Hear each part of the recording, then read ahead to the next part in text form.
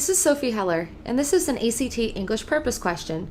So with a purpose question, you're going to want to evaluate how the given paragraph is functioning within the passage as a whole.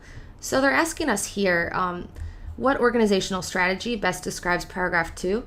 So just a fancy way of saying, what is paragraph 2 doing in the passage? So let's look at our answer choices and see what most appropriately describes what paragraph 2 is doing. So choice number 1, we have defining a series of unfamiliar terms. So let's look at our passage. Do we see any terms that we didn't know? So we see here the first sentence tells us it's about the wedding ceremony. This sentence, it'll tell us that in certain African tribes, young males are hurled into the wilderness and expected to kill lions, and they're judged, their value as a man is judged on this challenge.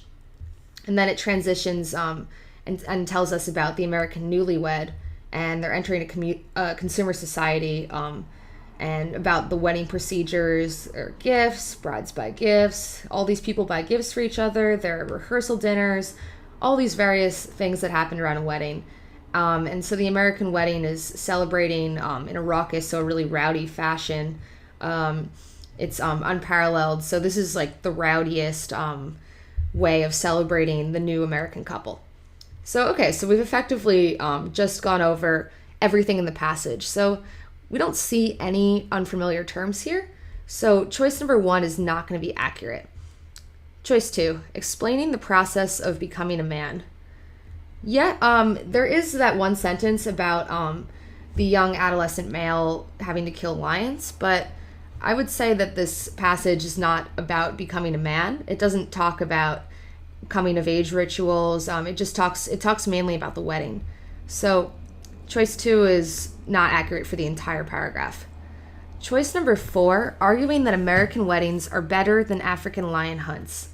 We only see one allusion to the lion hunt, and the passage talks about American weddings, but never says that they're better.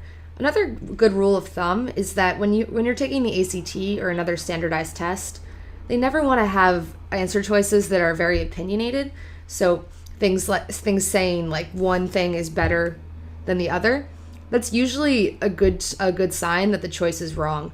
But this happens to be wrong because it's not discussed in the passage. Choice 3 is the most accurate because it tells us that it's comparing an African and American rite of passage. So here we have the African rite of passage about the young adolescent males killing lions, and here we have a section about American weddings. So choice 3 is going to be our most accurate description of how the paragraph functions.